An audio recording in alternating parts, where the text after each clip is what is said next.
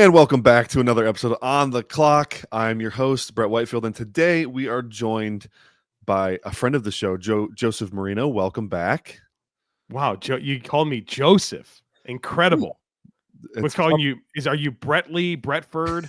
What are we going with there? It's proper decorum. It's your full first name, Yeah, my given name. That's what my parents intended for me to be called. So it's thankful for you to respect my parents. Thank you. It's biblical. It's biblical, Yeah, my brother. yes, Yeah. yeah. So, I mean, we're sitting here on September 29th, a day after the Lions shellac the Green Bay Packers on national TV on Thursday Night Football. And we wanted to do some rookie review today with you guys, and there were two rookies that played in last night's game. Well, there's a lot more than that actually, but two that we want to specifically hit on. Joe, I know you were a Brian Branch guy in the pre-draft process. Where are you at right now with what you've seen? Well, I'm further in than I was. I mean, Brian Branch, I don't know how you didn't watch his tape at Alabama and think he was one of the 20 best players in this class. And I think some goofy things happen with this evaluation. First of all, this devaluation of what he does, which I don't understand. I don't understand the devaluation of what Brian Branch does, because what Brian Branch does is exactly what the NFL needs, right? Like, let's stop minimizing the hybrid slot safety types, the guys that can play in the nickel. The NFL has played in nickel. These are starters, and they have critical jobs. Like, they probably have the hardest job of anybody on the defense, because not only do they have coverage responsibilities against good slot receivers, they also have run fit responsibilities. Can we stop diminishing these types of players that do it at an elite level and realize that there's incredible value for what they bring? And I think you're seeing that with the Detroit Lions. And again, whether it was not valuing what he does or being critical of the athletic profile, watch him play. His play speed and his play instincts are phenomenal. And so I think that people got goofy when it came to the Brian Branch evaluation, and the Detroit Lions are certainly enjoying having him. Yeah, I mean, when you talk about a guy falling, he didn't fall that far. He fell to 45th overall. That's still ridiculously far. He was a top 20 player for me. I called him the safest player in the entire draft class. That was in his draft profile I wrote up on FantasyPoints.com. But was it 40 time, Joe? I don't understand how that guy fell to the second round. It doesn't make any sense to me.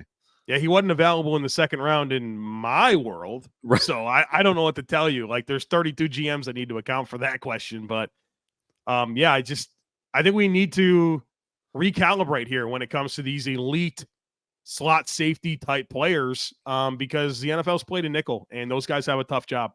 Yeah, absolutely. And what's crazy about Branch too is the Lions love his skill set so much. There were moments in camp this summer, Joe, where they were banged up at corner. Sutton was dealing with something. Mosley obviously wasn't back yet. I think Jacobs had to miss a few days, where they just put Branch on the outside, and he dominated.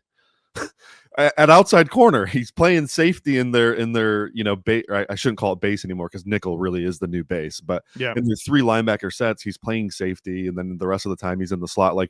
This is one of the most versatile players of recent memory. Actually versatile. We always label guys versatile, and then in practice it's never really the way they get deployed. But this guy actually is versatile. You can make the argument, Joe, that in the 3 games that the Lions have won, he's probably the biggest driving factor of why they won. He took over all 3 of those games: the Kansas City game, the Falcons game, and then last night, all over the place making plays. I think he leads the NFL in PBUs right now. Obviously he has an extra game played, so that is what it is. But tackles for a loss for a defensive back, he leads the league in that. Run stops, he leads the league in that. This is my defensive rookie of the year. I know Jalen Carter's playing fantastic as well. We're not going to hit on him today, but Brian Branch is my rookie of the year. I haven't allowed myself to consider who the early candidates are for those awards, but a very shallow consideration in my head, I think I agree with you. I mean, who else is even in the conversation? I guess Will Anderson's off to a pretty good start. Yeah, you mentioned Jalen Carter. Sure. Christian Gonzalez has been great for New England. Though that's probably the 4 right there. Right. I think everyone else is actually kind of disappointed so far. So, right. Those are definitely the 4. Gonzalez looks really, really good too. So yeah, it's probably Gonzalez and Branch and Carter. Those are and Anderson. Those are the 4. In the conversation right now. I agree. But when you I don't just look at stats, and I know that the voters do, so it is what it is. But when I look at actual impact to a defense, Branch has turned around this Lions defense almost single-handedly. Exactly that, right? The Lions defense was really poor last year, and his impact, in addition to other players, like they made great adjustments throughout their entire secondary. Yeah. He's a catalyst, right? I would definitely call him one of the catalysts for the defensive turnaround. And I mean, they tightened the screws on the Packers last night. So interesting, right? Like you and I have had conversations not on this podcast about the Lions, and especially after the Kansas City win. And we talked about how they lose that game. I would say the same thing about last night, where Goff throws the pick on the first series. Oh, dude. Crap. Road game, Thursday night football in Lambeau. You're like, this is not going to be good. And then they absolutely turned it around very quickly. And then there was the play going into the fourth quarter that shouldn't have started. And you think to yourself, oh no, are the Lions going to unravel right here, especially because the Packers have kind of come from behind this year? And then they didn't, right?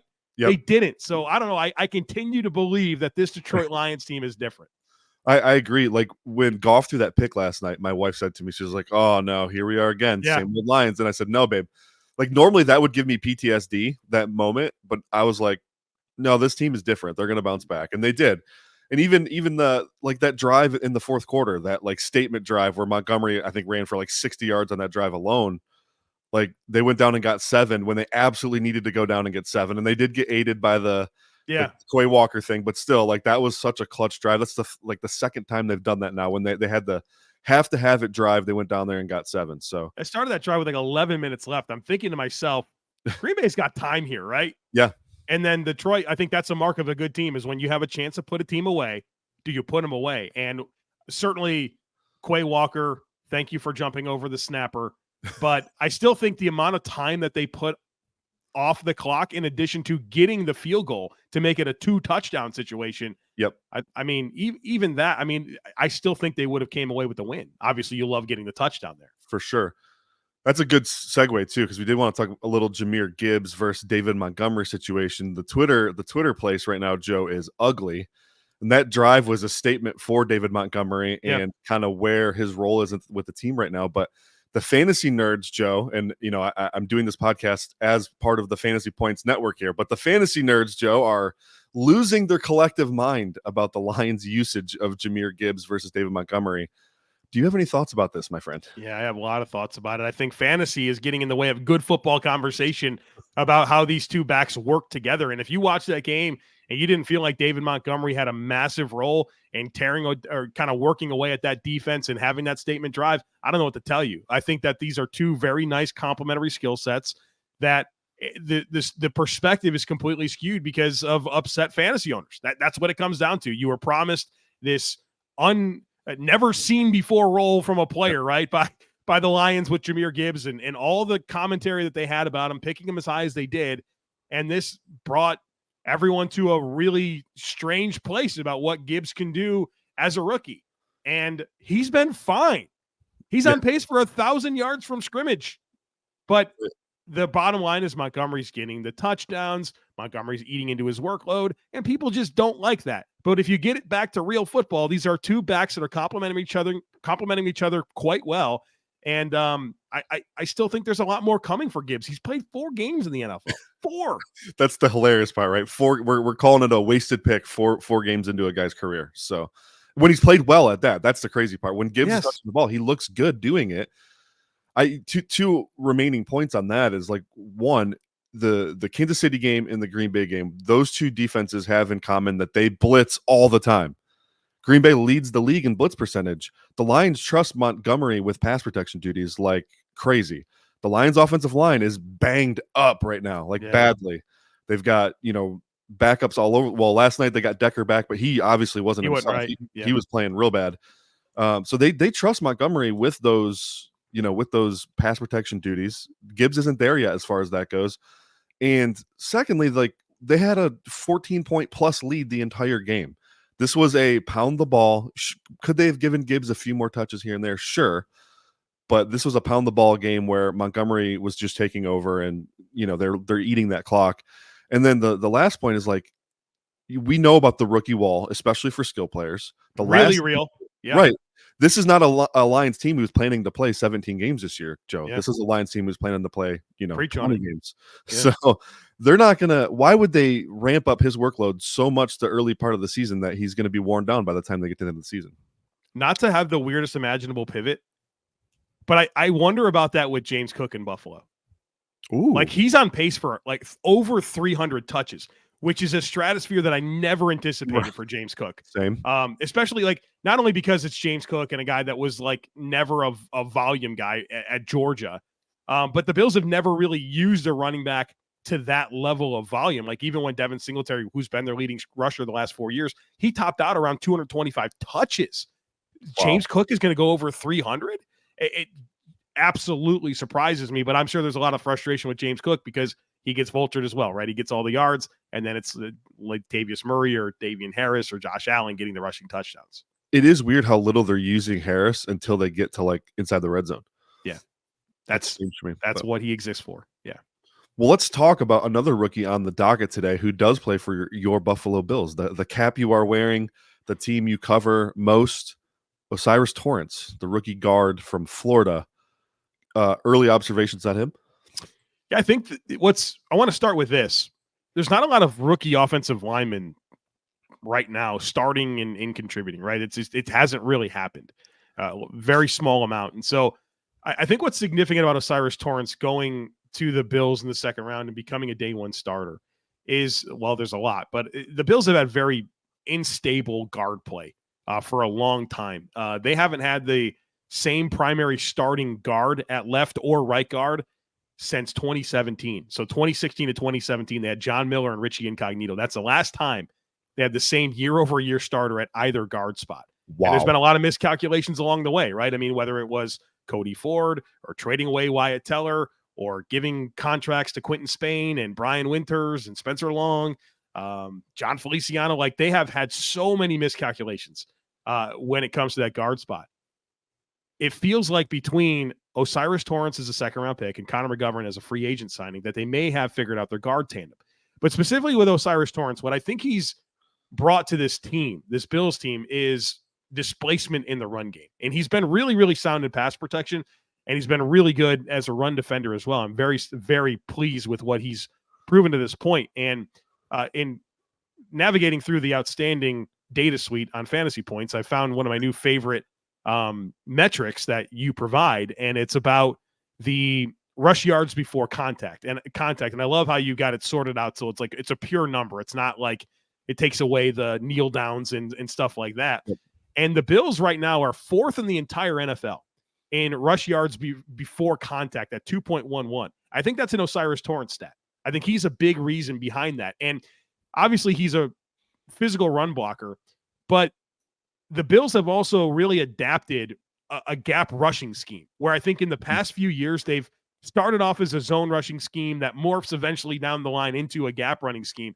But I think Torrence has finally given them some level of an identity as a rushing offense because they have that people mover that they really haven't had on the interior to this point. And so wanted to give him some flowers, beat out Ryan Bates, who the Bills signed to a long-term extension last year. True. Beat him out to be their starting right guard. And I think that he's really ignited this rushing offense and allowed them to have a bit of an identity, which has been an important conversation with the Bills is can they be two-dimensional, right? And not just Josh Allen running the ball, but can they lean into a traditional run game? And I think O'Cyrus Torrence has really invigorated that possibility. Yeah, when I've watched Torrence so far, it's like, this sounds crazy, but I actually think like there's a lot more on the bone too. Like he's looked good, but like I think there's a lot more potential for him to grow.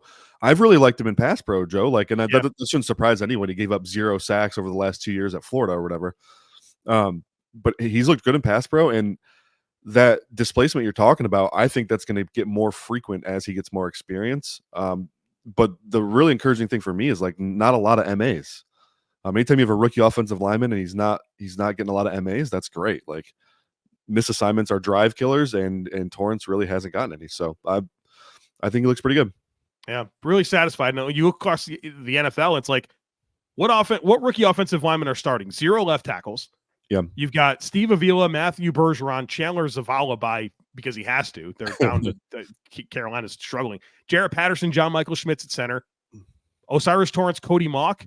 And then at right tackle, DeJuan Jones because he has to, Paris Johnson, Anton Harrison, Darnell Wright. I mean, there's not that many rookie offensive linemen that are starting right now, let alone playing well. Torrence is doing that. Yep. A big agree there. Let's wrap the rookie review with the local kid from where you live, Joe, Bryce Young, Carolina Panthers first overall pick. It's been kind of roller coastery. What are you seeing?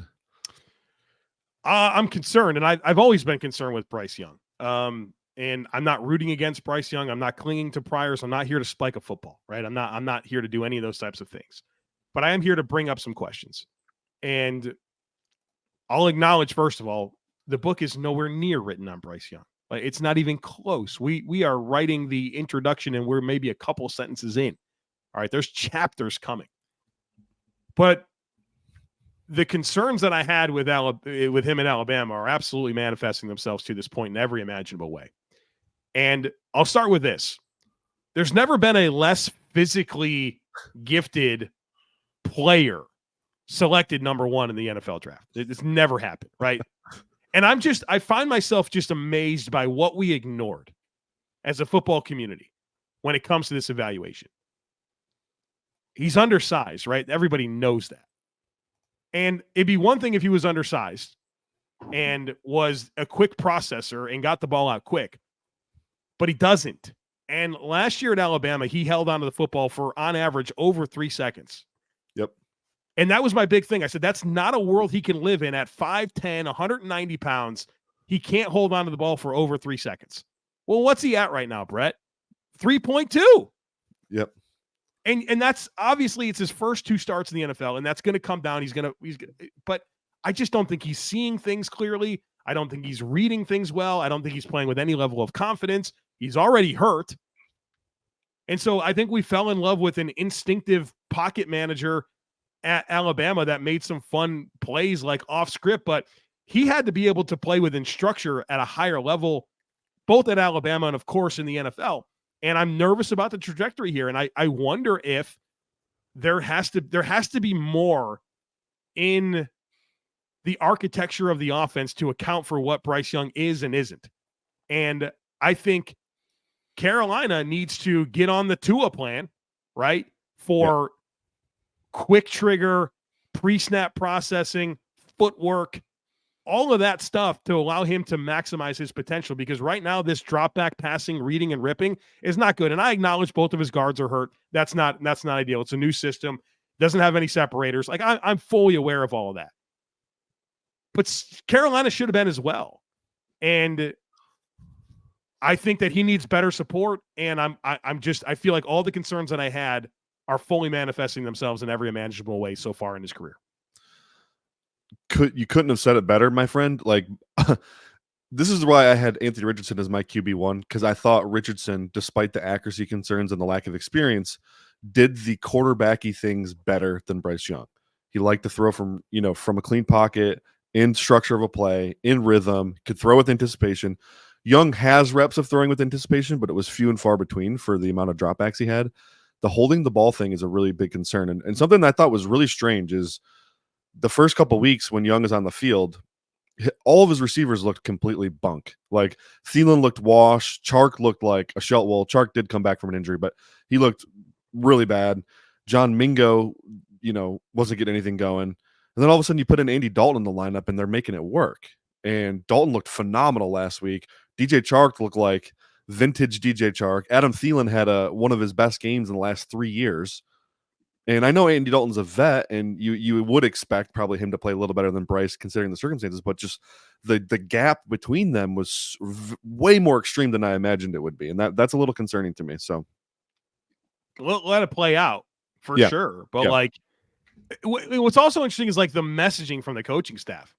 And not that you shouldn't be supportive and complimentary of your prize number one pick that you gave up a lot to get, but like, Thomas Brown, the offensive coordinator, was asked last week before the Seattle game, like, would you play a rookie that hasn't had an ideal week of practice? And he's like, that rookie I would. Like, can we chill? Can we chill out? Yeah, that's wild. That rookie I would. Your plan, thinking like, let's make this Miami and give them the Tua plan. I mean, they don't have the personnel right now to get even closer. No, they're not close. Yeah, they're they not need close. Speed and quickness, and Oh man, like they're far away, which is sad because you don't like how long is his clock going to be? You know, like how much time are they going to give him? And what resources do they have? Meaningful True. resources, given what they traded to get Bryce Young. They needed more of a transcendent player. It's a very good point, and they're basically. I mean, if John Mingo doesn't develop into a stud, like they're going to be in trouble. You know, Right. And I think there's a path for Mingo to be a meaningful player, but he seems like he's always going to be a size, athleticism, ball skills guy down the field. Like, is he going to be an ideal volume target where you can funnel your passing game through him? I don't know. I don't see that type of player. I see a nice X factor for an offense, but is he a 150 target guy where it's 3rd and 6, you need a completion, you know where you're going with the ball? I don't think he profiles as that type of player. definitely not right now. He's got a lot of work to do for sure. All right, Joe. Let's wrap this thing up. We're gonna do a quick, I guess, prospect look ahead here with Marvin Harrison Jr., wide receiver from Ohio State. He's kind of been labeled the consensus best skill player, not named Brock Bowers, for a good bit of time now. What did you have on him coming into the season? Did you see him that way? Did you see him as some transcendent prospect that's gonna break math and be the dude? Yeah, he seems like it to me. I'm a big fan of Marvin Harrison, and I'm not sure that's a hot take. I think anybody that's really studied him should be pretty satisfied with what he is. 6'3" and a half, 206 pounds. Hit 23 miles per hour on the GPS last year, 10.9 broad jump, 3.94 short shuttle.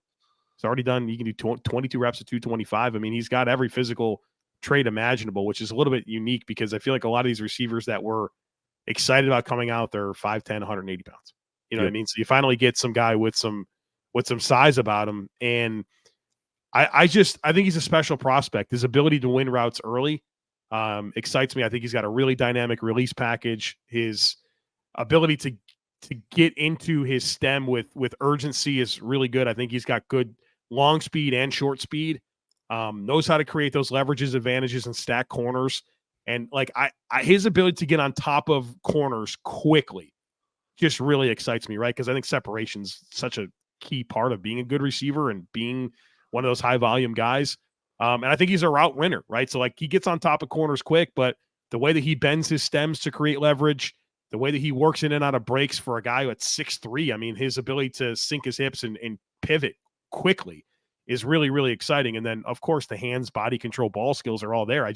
I feel like this is such a complete player with the skill set and the size and the physical attributes and the pedigree. Like, what's not to love here? And I think the natural name to invoke when you think, okay, who is he like? It feels like he's a lot like AJ Green. And I think that's a lofty name to invoke, and I'm careful with those types of things, but I think he deserves it. What's the concern here? I mean, maybe he's not the most elite yards after catch guy. I don't know. I feel like that's getting pretty nitpicky here when it comes to, okay, why won't he be successful? That's one of the questions that I like to ask myself when evaluating. Like, what are the critical factors that would make this player not successful in the NFL? And it's as much of a palms of the air, I don't know answer as any player I've considered in a long time. Yeah, I agree. Like the movement skills he has for his size are incredible. I think back to like two cycles ago when Drake London was coming out. We were gaga over him. He goes, he went 8th overall, right, Joe? Top 10, Top 10, yeah. Receiver first went off the board, yeah, first receiver off the board in a pretty stacked class at that. And he didn't have near the burst and juice that Marvin Harrison Jr. has. Like, I mean, London's a good athlete, but I think Harrison's an elite athlete, and he does all of those things well. There's no reason this dude shouldn't be a top 10 pick, obviously. Top 5 even. You know, I think he's that level of prospect. So awesome. Joe, enjoyed, man. I'm satisfied. This was a good talk. I got to shout out your beard, man. This is incredible. I mean, it's full, it's lush, it's got the color dynamics, I think, is what really makes it. The distinguished grays that are mixed in with some reds and some browns. I mean, just an incredible beard, man. Like, I got some like really dark black. Yeah, it's unbelievable. Some brown and red and gray. Yeah. I've been going to a barber like, because I used to not be able to grow hair like up in here. Yeah. He trained my beard to grow higher. I didn't know you could do that. I didn't know that was a thing. Incredible. And you got the beard fade going. So like, I don't know, man. I'm digging what you got going on there. Thanks, man. Inspired by we watched the show Vikings over the summer, my wife and I. Okay. Yeah. And it was inspired by Ragnar Lothbrok. So I was like, I want my beard to look like that guy's beard. That's awesome. You're on a good path. So, that's what you should be for Halloween. I am. I seriously am. I literally just ordered a little Ragnar, I don't know, top or whatever, and gonna wear some black pants. You have like 50 million kids. I only have Yes. one. So I'm at the phase now. She's going to turn 4 in January, but she's picked my Halloween costume every year. So it's whatever she wants. And right now it appears I'm going to be Kristoff. Nice. Yeah. So, I mean, my wife will figure that out, but that's what she wants me to be. So that's awesome. Yeah. There were years where we were doing the Frozen. We did Frozen, I think 3 Halloweens in a row in my household. Yeah. We're in the weeds with it. Yes.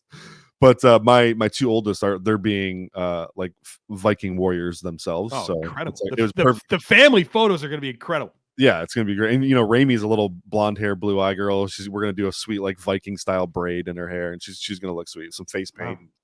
Well, it sounds like the Whitefields are winning Halloween this year. So congrats on that. Yeah, we're going to go all out. We don't normally like go hard for Halloween, but we decided this year we're just gonna have some fun and do some dress up. So the close to the podcast nobody thought they were going to get.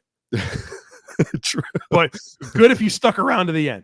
Yes, absolutely. Joe, thank you so much for joining us. I'm sure you'll be back again sometime soon. So everybody, make sure you check us out on YouTube. If you're an audio only listener, click the subscribe button, click the bell, get the notifications. And with that, we are out.